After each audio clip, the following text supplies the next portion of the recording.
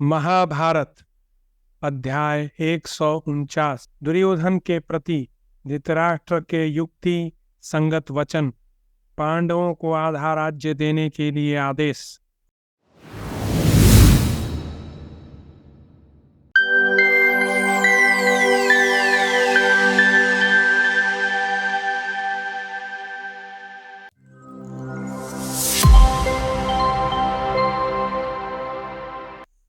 भगवान श्री कृष्ण कहते हैं, राजन, गांधारी के ऐसा कहने पर राजा धृतराष्ट्र ने समस्त राजाओं के बीच दुर्योधन से इस प्रकार कहा।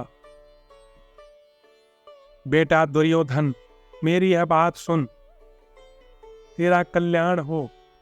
यदि तेरे मन में पिता के लिए कुछ भी गौरव है तो तुझसे जो कुछ कहूँ उसका पालन कर।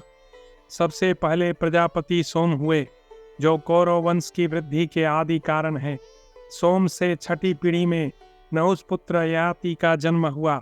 याति के 5 पुत्र हुए, जो सब के सब श्रेष्ठ राज ऋषि थे। उनमें महातेजस्वी एवं शक्तिशाली ज्येष्ठ पुत्र यदु थे, और सबसे छोटे पुत्र का नाम पुरु हुआ, जिन्होंने हमारे इस वंश की वृद्धि की है। वे विषपर्वा की पुत्री शर्मिष्ठा के गर्भ से उत्पन्न हुए थे। भरतश्रेष्ठ यदु देवयानी के पुत्र थे।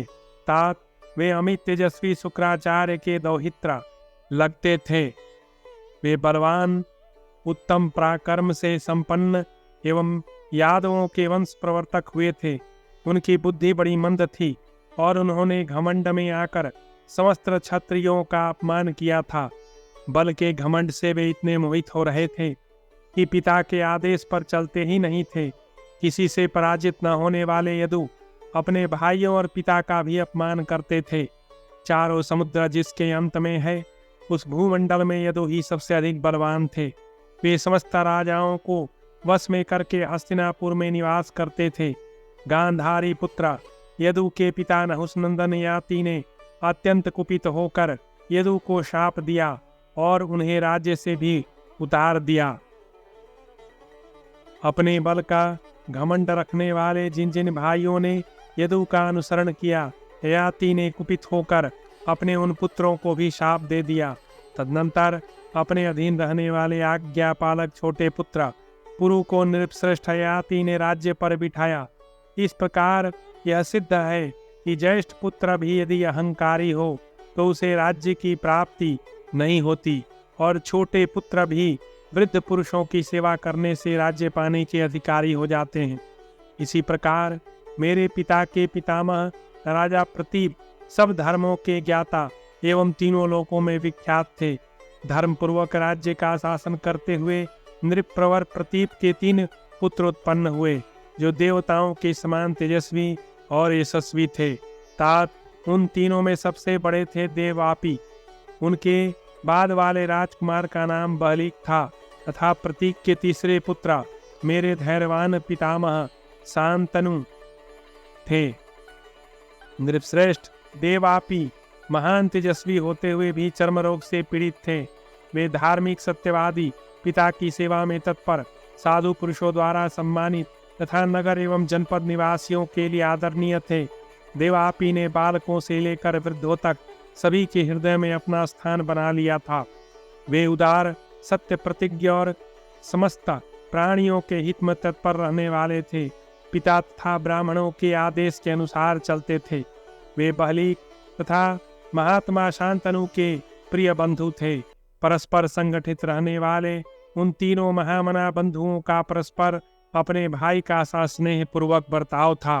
तदनंतर कुछ काल बीतने पर बूढ़े नृपश्रेष्ठ प्रतीप ने शास्त्रीय विधि के अनुसार राज्याभिषेक के लिए सामग्रियों का संग्रह कराया। उन्होंने देवापी के मंगल के लिए सभी आवश्यक कृत्य संपन्न कराए, परंतु उस समय सब ब्राह्मणों द्वारा वृद्ध पुरुषों ने नगर और जनपद के लोगों के साथ आकर देवापी का राज्याभिषेक रोक दिया। किंतु राज्याभिषेक रोकने की बात सुनकर राजा प्रतीप का गला भर आया, और वे अपने पुत्र के लिए शोक करने लगे। इस प्रकार यद्यपि देवापी उदार, धर्मज्ञ, सत्प्रतिज्ञ था, प्रजाओं के प्रिय थे, तथापि पूर्वोक्त चर्म रोग के कारण दूषित मान लिए गए। जो किसी अंग से हीन हो उस राजा का देवता लोग अभिनंदन नहीं करते, इसलिए उन श्रेष्ठ ब्राह्मणों ने निप्रवर प्रतीप को देवापी का राज्याभिषेक करने से मना कर दिया। इससे राजा को बड़ा कष्ट हुआ। वे पुत्र के लिए शोक मग्न हो गए। राजा को रोका गया, देखकर देवापी वन में चले गए। बहलिक परम समृद्धशाली राज्य तथा पिता और भाइयों को छोड़कर मामा के घर चले गए। राजन, तदनंतर पिता की मृत्यु होने के पश्चात बहलिक की आज्ञा लेकर लोक विख्यात राजा शांतनु ने राज्य का शासन किया। भारत, इसी प्रकार मैं भी अंगहीन था, इसलिए ज्येष्ठ होने पर भी बुद्धिमान पांडु एवं प्रजाजनों के द्वारा खूब सोच विचार कर राज्य से वंचित कर दिया गया। पांडु ने अवस्था में छोटे होने पर भी राज्य प्राप्त किया और वे एक अच्छे राजा बनकर रहे हैं। शत्रुदमन दुर्योधन पांडु की मृत्यु के पश्चात उनके पुत्रों का यही राज्य है। मैं तो राज्य का अधिकारी था ही नहीं, फिर तू कैसे राज्य लेना चाहता है? जो राजा का पुत्र नहीं वह उसके राज्य का स्वामी नहीं हो सकता। तू पराये धन का अपहरण करना चाहता है। महात्मा युधिष्ठिर राजा के पुत्र हैं, अतः न्यायतः प्राप्त हुए उस राज्य पर उन्हीं का अधिकार है। वे ही इस कौरव कुल का भरण पोषण करने वाले स्वामी तथा इस राज्य के शासक हैं। उनका प्रभाव महान है। वे सत्य प्रतिज्ञ और प्रमाद रहित हैं। शास्त्र की आज्ञा के अनुसार चलते और भाई बंधुओं पर सद्भाव रखते हैं। युधिष्ठिर पर प्रजावर्ग का विशेष प्रेम है। वे अपने सुहृदों पर कृपा करने वाले जितेंद्रिय तथा सज्जनों का पालन करने वाले हैं। क्षमा, सहनशीलता, इंद्रिय संयम, सरलता, सत्यपरायणता, शास्त्र ज्ञान, प्रमाद शून्यता, समस्त प्राणियों पर दया भाव तथा गुरुजनों के अनुशासन में रहना आदि समस्त राजोचित गुण युधिष्ठिर में विद्यमान है।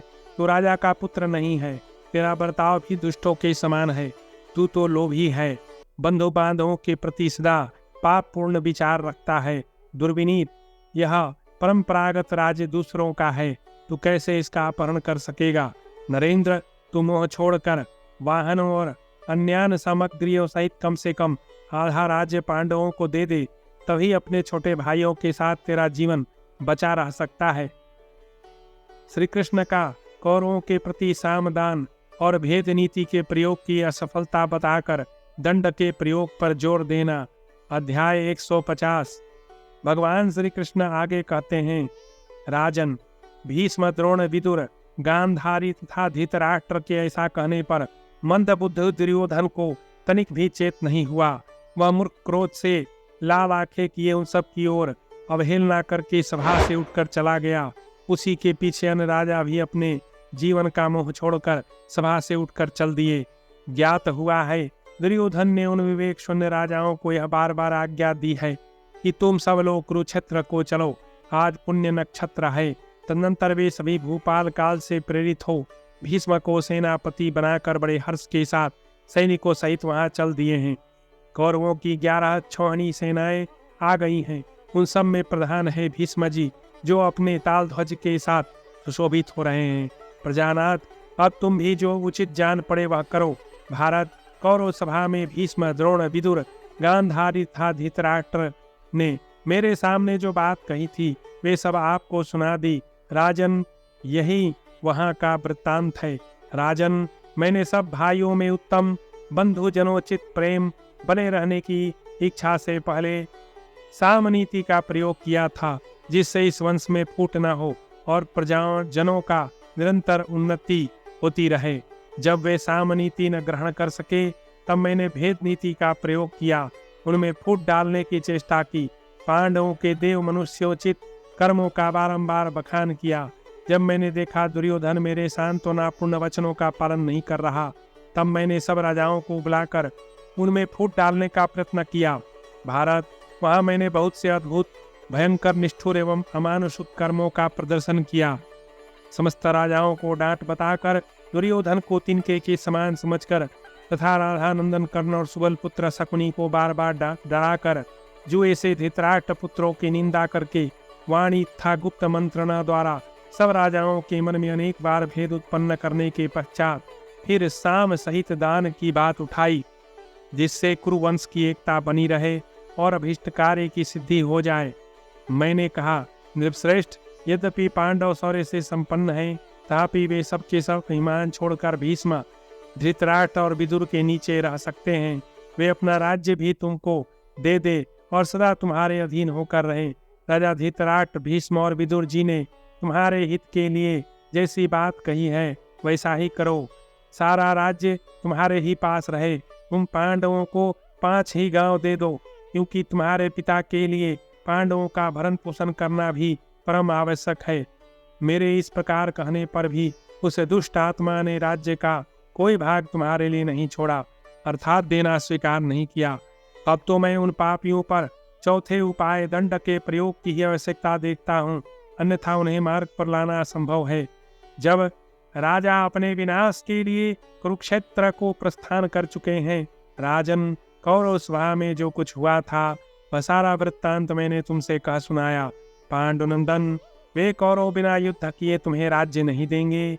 उन सब के विनाश का कारण जुट गया है और उनका मृत्यु काल भी आ पहुंचा है। इस प्रकार श्री महाभारत उद्योग पर्व के अंतर्गत भगवत ज्ञान पर्व में श्री कृष्ण वाक्य विषयक 150वां अध्याय पूरा हुआ और इसी तरह यहाँ भगवत ज्ञान पर्व की समाप्ति हुई। इसके पश्चात हम लोग सैन्य निर्याण पर्व की ओर उन्मुख होंगे।